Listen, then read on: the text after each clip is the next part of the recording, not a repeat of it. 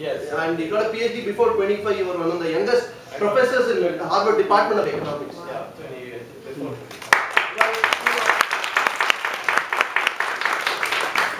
But to forsake such a great career where you would have been today, if you were not here as one of us, you would have been a Nobel-winning economist. Surely before Amartya sir or anybody, he abandoned that, went to the Karmabhumi of India, fought with the leftist lobby, became a professor of economics at IIT Delhi.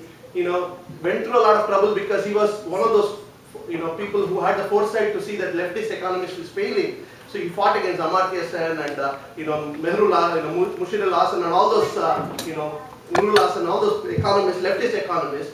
He lost his faculty position. He went to become a member of parliament during the post-emergency election. I think that was time I was born. So I remember I think he was the member of parliament of Northwest Bombay. Northeast Bombay. And I was told that he campaigned in a very unique way. Hey, I am Swamy, vote for me, or something like that in the railway station. You're talking to such a pioneering person. He has been a member of parliament from Madurai. To win a parliament election in itself is a miracle. To win it from 2 states, especially with the liability of being not a native Hindi speaker, and he has won that from Mumbai, he has won it from Madurai. He has been a union minister for law in the Indian cabinet. But all of this has not kept him still, Can I say something? I'd like to say something that Dr. Swamy said when he was here in Houston a couple of years ago. Yes. We often tend to give credit to Dr. Manmohan Singh for the economic reforms he started in India. Dr. Manmohan Singh did not do a thing. Dr. Swamy wrote up the entire blueprint for India's liberalized economy, gave it to Dr. P. Narasimha Rao, who approved it, and Mr. Rabastan Manmohan Singh just got the credit for it. Dr. Swamy deserves real credit for it. Narasimha Rao deserves credit because he had the political courage to. Dr. Swamy, I think you called Manmohan Singh to planning commission. Yes, I made him he was my economic advisor when I was commerce minister. But, so at this point, people would have written their memoirs and gone on other thing. But Dr. Swamy doesn't stop there. He is fighting. What is the biggest effect of his fight today? All the 2G that we are seeing, that is because of his crusade. His fight against the oppression of Hindus in India, that is going to be also bringing forth, and soon we will see the Vinasha Kala for all our enemies. So, okay, 2 small things. He has written a beautiful book about the Hindus. Yeah. Now, apart from that, one more thing, and so much to talk about you, sir, but one thing, as a Hindu, I'm so happy that you opened the floodgates of Kailash Manasarovar Yatra. So if anybody is going to Kailash, we have to thank Dr. Swamy. So let me request Chandra and Jayakumar to honor Dr. Swamy with the Pannadi. Chandra is the host. The host. Okay.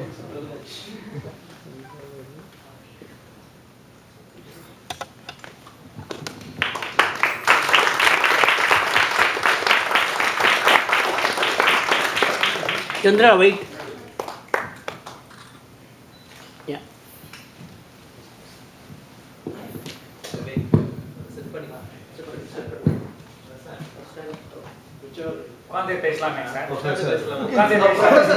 Everyone, whatever is convenient. He's saying he's a professor, he's used to standing. Every year I come to teach one semester at Harvard, the compressed summer semester. And so I'm here for that, and in the weekends I'm on tour. So I've come because there's a weekend here.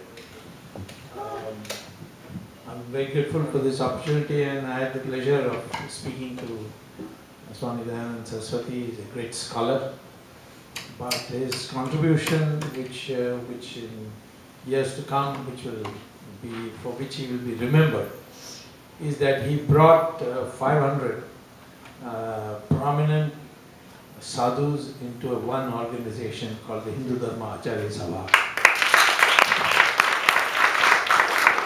It's not easy to bring all the Swamijis together.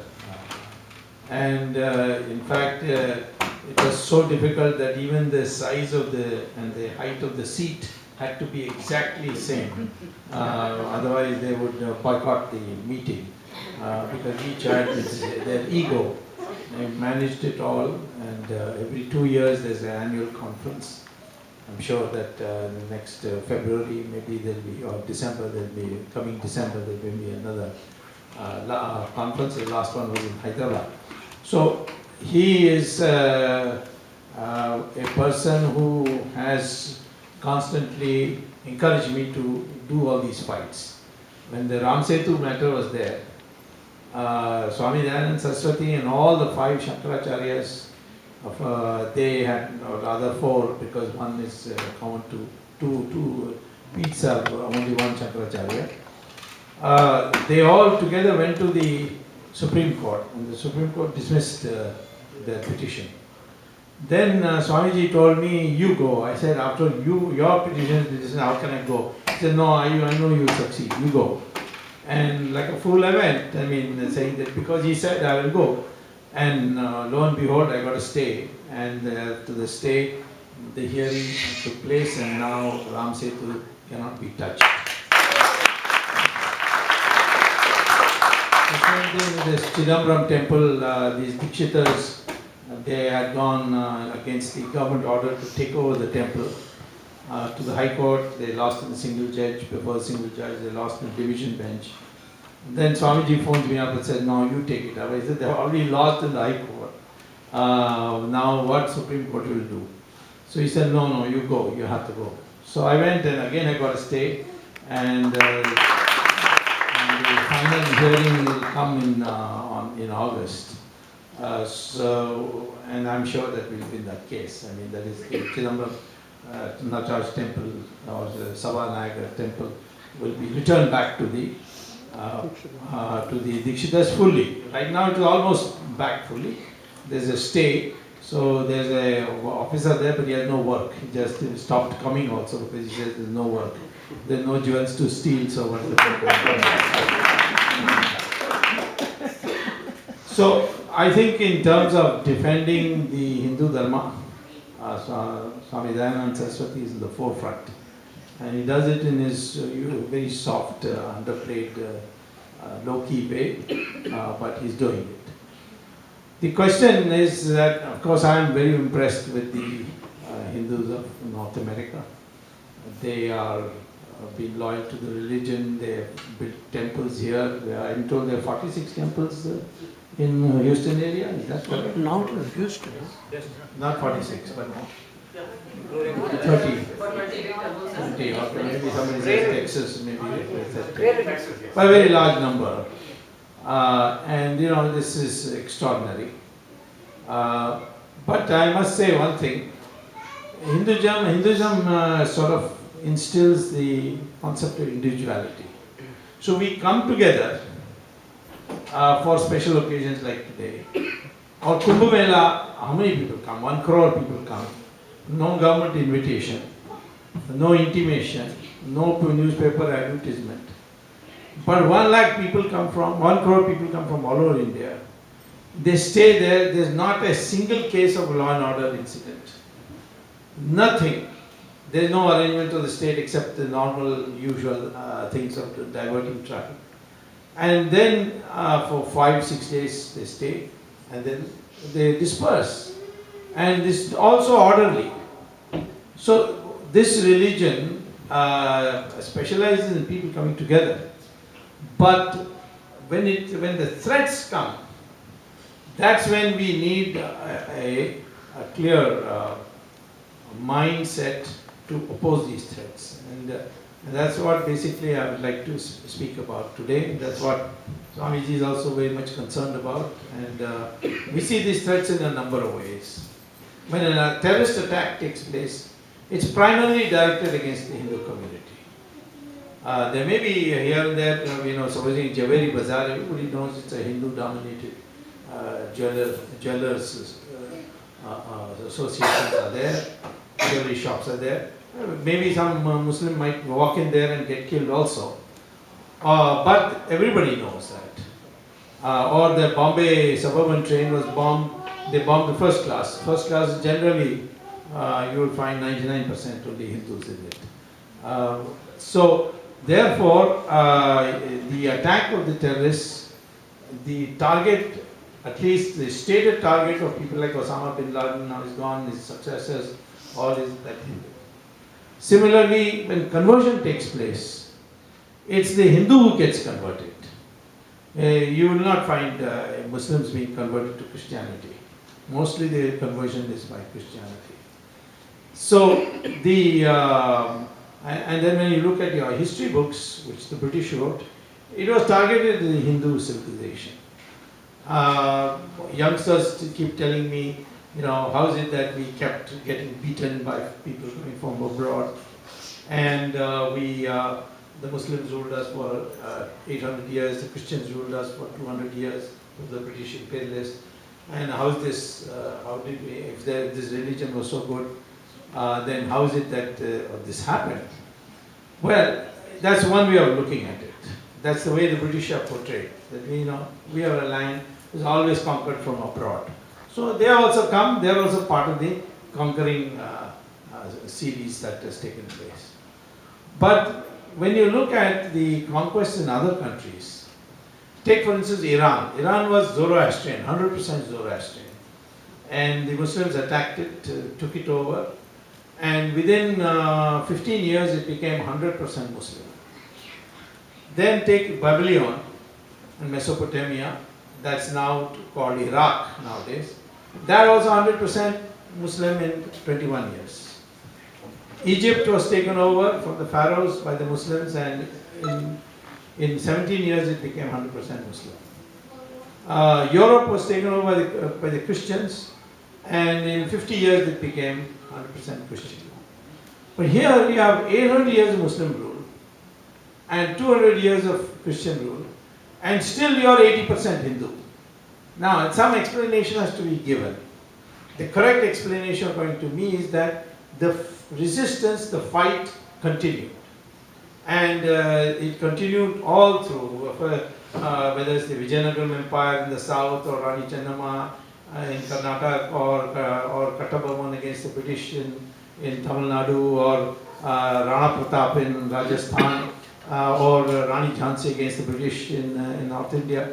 So this, in fact, this 1857, you would be surprised, there was a branch of that struggle in Vellore. In fact, it started in Vellore.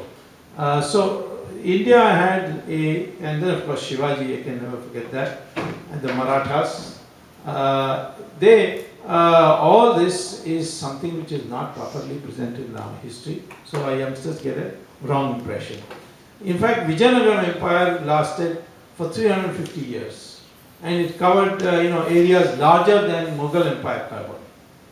Mughal Empire, if you really take its peak period from Akbar to Aurangzeb, is only 150 years. But look at the history books, there will be one chapter for each Mughal emperor. But for Vijayanagara Empire, there will be one paragraph saying there was something in South India, near Bijapur, that kind of thing, with capital near Bijapur. So the presentation for history is absolutely at fault. India never submitted. It kept on fighting, and I think they would have defeated the British, but by then Indian strength was so depleted after this 800 years. The Marathas nearly disposed of the British, the Mughals, but then they could not match the firepower of the British. There were also other reasons. We had rules of warfare which were not meant for civilized, uncivilized warfare. People who did uncivilized warfare. You could not start a war before the sun rises. You could not continue the war after the sun sets. You could not conduct a war in the agricultural fields or inside the cities, in the villages, and in the towns. But you had to conduct the war in an open Maidan. And third is that if you're, after losing, you say, I'm sorry, then everything is returned to you and sent off. In fact, that Muhammad Ghori came, I think, 16 times. That was Prithviraj Chauhan's foolishness. He should have only forgiven him twice. After that, he said the child is not going to improve, and finished him off. But 16 times he forgave him. And 17th time he took the support of his father-in-law, Prithviraj Chauhan, and Jaichand, and brought about Islam. Islam came because of Ghori's victory over Prithviraj Chauhan. So, it's a question of presentation of history. our mind today is under attack. We don't realize it. This whole secular idea is now one of the pernicious ways in which this mind is, we are becoming, we have what I would call as debilitated, or if you want a stronger word, castrated, you see. Indian Hindus, when they are 100%, they have no problem getting on with other people. The Jews came and we built their synagogues in Cochin, in Bombay, in other places. In fact, Israel, the first resolution its parliament passed after the establishment of Israel was a thank you, India. You are the only country which didn't persecute the Jews. The Parsis came and the Muslims took over Iran. And today, they were received, there were 5 temples were built. And today they are part of our society. Nobody even notices that the Chief Justice is a Parsi. Till yesterday, our Air Force Marshal was a Parsi, our Attorney General was a Parsi. There are only 60,000 people. They are totally disproportionately represented in our Parsi. All the industrialists. Yes, Tata is there. And lots of industrialists. They are all in high positions and in power positions, and nobody objects to them because they came, we were received, and they became part of our system of society. But we have had problems with the Islamic invasion and the Christians, and that's because fundamentally we say all religions lead to God. We don't say all religions are equal. That is a wrong concept that we say all religions are equal. We think that you can have one road from Houston to Washington, which will be a turnpike, and then another road which will go through the parkways. Naturally, the route by the turnpike is faster. So the same way we think that paths to God is faster through Hinduism, and all the other religions, they take it by a slower route, and they have different concepts. That is all youngsters should know. While we believe that all religions lead to God, there is no other religion which believes that. I mean, I'm not including Buddhism and Jainism and so on and so forth, Sikhism, which also allow for a more liberal interpretation of religion. But the Christianity and Islam in particular, and Judaism, all three do not accept that any other religion can qualify as a religion. One will call it a devil's religion, another will call it a pagan's religion, and third will call it a kafir's religion, and something that should be opposed. We don't have that. Second is, we believe we can have the darshan of God in this life, provided you follow the disciplines that are required to meet God. You can't just simply say, I want to meet God and meet God. And you may be a bad fellow also, and still you can meet God. Ravan, for example, he did Siddhi, he did Tapasya, and he could meet Shiva anytime he wanted. And yet he was a Rakshas. So therefore, in the Hindu religion, another central concept is this darshan of God, which no other religion has. They all say after dying you can meet God, but you can't meet God in this life. You can't say I've seen God. So that is another difference. Third is the law of karma, which explains why sometimes you work very hard and get nothing, and sometimes you work nothing at all and get everything you want. It explains a lot of difference between why you are a very competent fellow and another incompetent fellow gets everything and you don't get anything. So law of karma is an explanation for many of the things which no other religion has. That it's all determined by your karmas, and you can't escape it. That's not the way other religions describe it. So there are some fundamental differences in our concepts with other religions. But one thing is certain, that it will never be a religion which has targeted other religions. Even in the height of our conflict with Buddhism, which is exemplified by Adi Shankara's Shastrat with Mandana Mishra in Varanasi, never was when the Hindu supremacy returned, it never did one Buddhist book get burnt. There is no question of apostasy and becoming a renegade or anything in the concept of Hindus. And so, therefore, we should not take this liberal approach to a point where when we are faced with a threat, we don't respond as one. And unfortunately, over the years, so many things have divided us. This Varna system was never meant to be a birth-based system.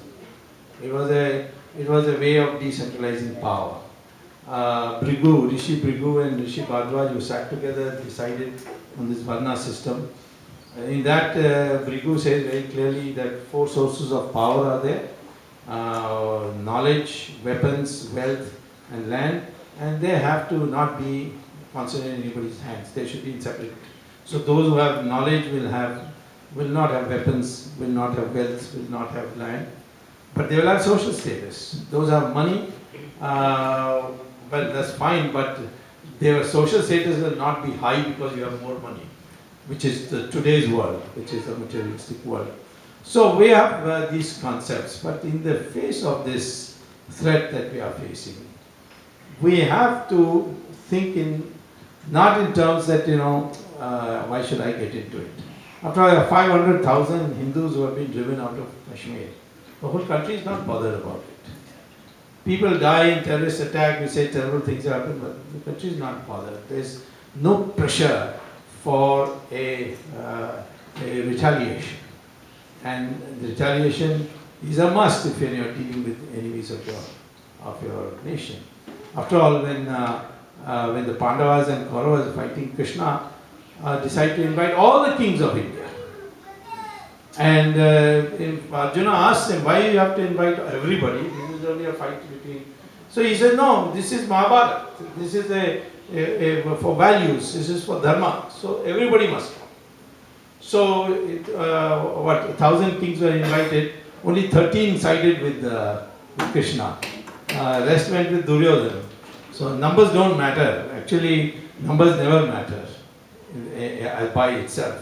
You can have 1,000 goats in one place and one tiger come towards them. The goats are in the majority, but the tiger is just a single animal, and all the goats will run away. The majority is afraid of a terrible minority. Similarly, strength itself is not important.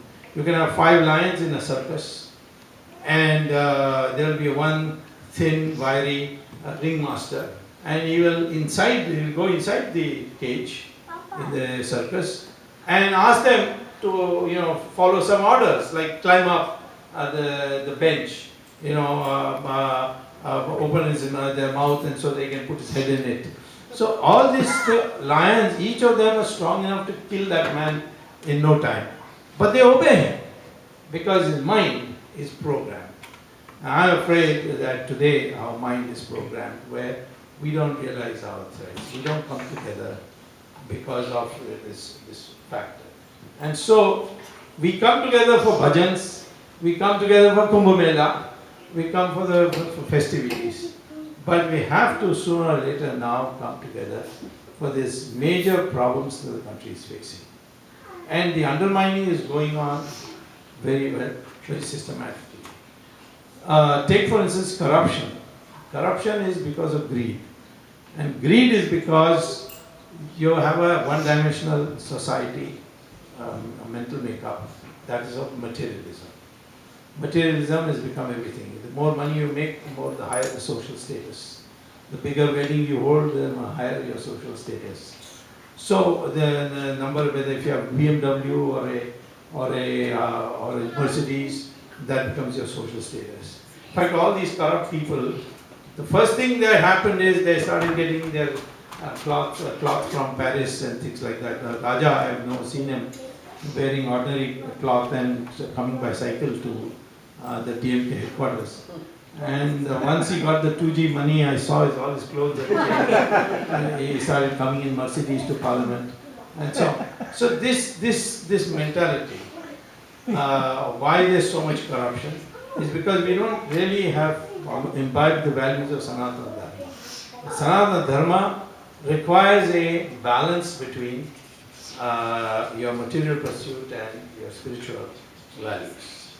That is why, and Brigu says very clearly that's the only way you can get happiness. And that is why today you find, you go to Sri Sri Ravi Shankar's ashram, or the Swami Dayananda's ashram, or any of the Swamiji's ashram, you find that rich Americans are flooding it. Recently one very rich Hollywood actress by name Julia Roberts. Yeah. She went to Haryana and she saw people, no tension on their faces. So she asked them, why is this so? They are so poor and there is no tension in their face. So he, one of the set took him to a Swamiji there. And the Swamiji explained Bhagavad Gita and so on. And she was so impressed that when she came back, she converted to Hinduism.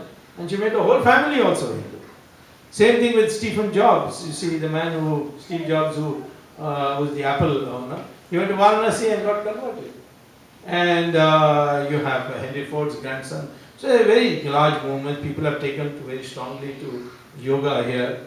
And now there are books which say, in fact there was an article in Newsweek by Lisa Miller, where she says we are all Hindus now.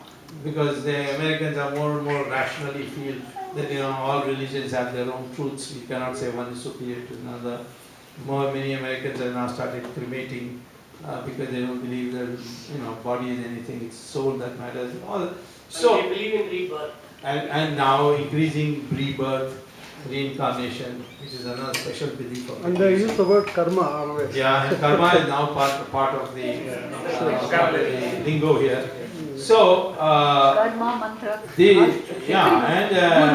I'm telling you that there's a very strong movement to learn Sanskrit also here, because if you go to Google and type artificial intelligence in Sanskrit, you will get an article which says that the knowledge in the future will be stored in the computer in Sanskrit only, because Sanskrit lipi is Devanagari, and Devanagari is perfect phonetically. English, you can't say put put and but, but, the voice comes out differently for the same kind of spelling. Whereas in Devanagari, it's all perfect. You see, whether it's a long key or a short key, everything comes out of the lipi. So that plus the preciseness of the words of Sanskrit. So it's the NASA which has a journal called Journal of Artificial Intelligence, which has this article, and you can access it by going to Google and typing it. So Sanskrit is slowly becoming, and very few people know that one of the last acts of Bush was to say that any college which teaches Sanskrit will get federal grants, special federal grants. So, like we learned yoga after Jane Fonda took to yoga, maybe after the Americans learned Sanskrit, That's what is happening. So that kind of a reticence to accept that our way is something that we must fight for, that is lacking, and a Hindu mindset has to come.